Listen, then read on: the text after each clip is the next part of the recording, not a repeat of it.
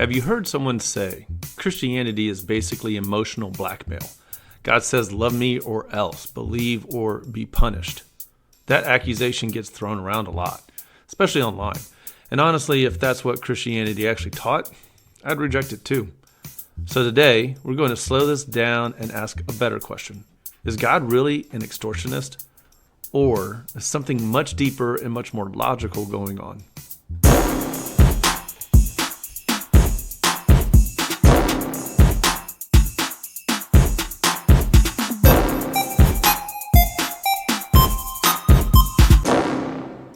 Let's start with something Christianity claims that most people gloss over. The Bible doesn't say God has love, joy, peace, patience, kindness, goodness, faithfulness, gentleness, and self-control. It says God is love and all the rest of those things. These things don't sit on a shelf somewhere in heaven. They flow out of who God is, which means God isn't just a moral lawgiver. He's the source of everything that makes life good. And that matters, because if you misunderstand that, you'll misunderstand hell, judgment, and freedom. So let me give you an analogy. Imagine existence like a house built in Antarctica. Now, no metaphor or analogy is perfect when it comes to God, but we're going to try this one out. Outside that house, it is lethal cold. Life is impossible there without intervention. Now, imagine the house has two rooms. The first room contains the only heat source, not one of many, the only one. That room has full access to the heat it produces. It's warm, it's livable, it's where life can flourish. The second room has no heat source, and not only that, it has no access to the heat coming from the first room. No vents, no leaks, no borrowed warmth, and here's the key. The second room isn't artificially made colder, it simply reflects the natural temperature of Antarctica. Now, no one is forced into that cold room. The door isn't locked behind them. The heat isn't turned off out of anger. But the heat source cannot warm a room where it is absent and inaccessible. The cold room isn't cold because the heater is cruel.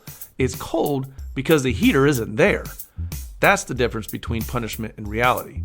When people accuse God of extortion, they imagine him saying, do what I say, or I'll take good things away from you. But Christianity says something very different.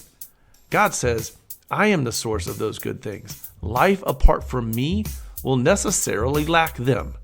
That's not a threat. That's an explanation of how reality works. And people push back here and say, well, didn't God design the house? Yes, and that matters. God didn't create the cold. Antarctica was already cold. God introduced heat into a hostile environment.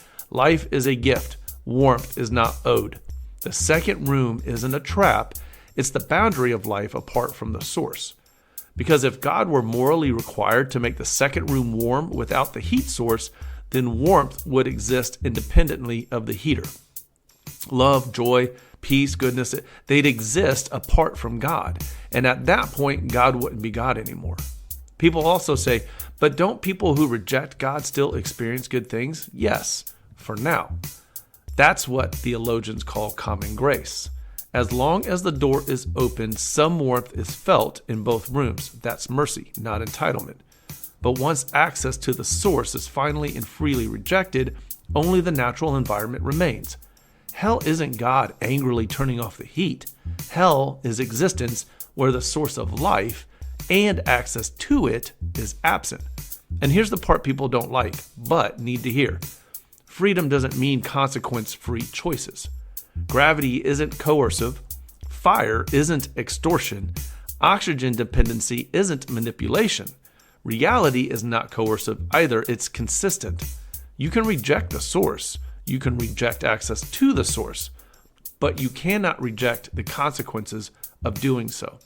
And someone always asks, why doesn't God just force everyone to stay in the warm room? Because forced proximity isn't love. A heaven where no one can refuse God wouldn't be loving. It would be controlled. Love requires the possibility of refusal, and refusal has consequences that cannot be wished away. But here's what separates Christianity from every caricature of it.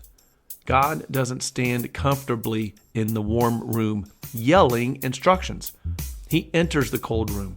The incarnation is God stepping into the place of absence. The cross is God absorbing the cost of exposure.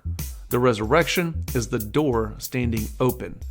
The warmth isn't hoarded, it's offered at great personal cost. So no, God isn't an extortionist. He isn't withholding warmth as leverage. He is the warmth.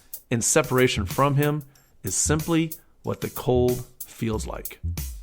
If this episode helped you see God a little more clearly or helped untangle a question you've been carrying, I'd love for you to do a few simple things. First, like, share, or subscribe to the podcast.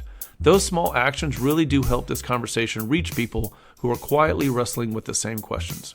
Second, if this episode made you think of someone, a friend, a family member, a coworker, send it to them. Sometimes clarity is a gift we give, not an argument we win.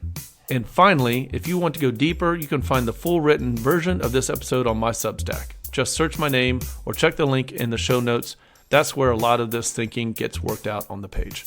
This is It Makes Sense, where we explore how the Christian worldview makes the most sense of life in the universe. Thanks for listening, and God bless.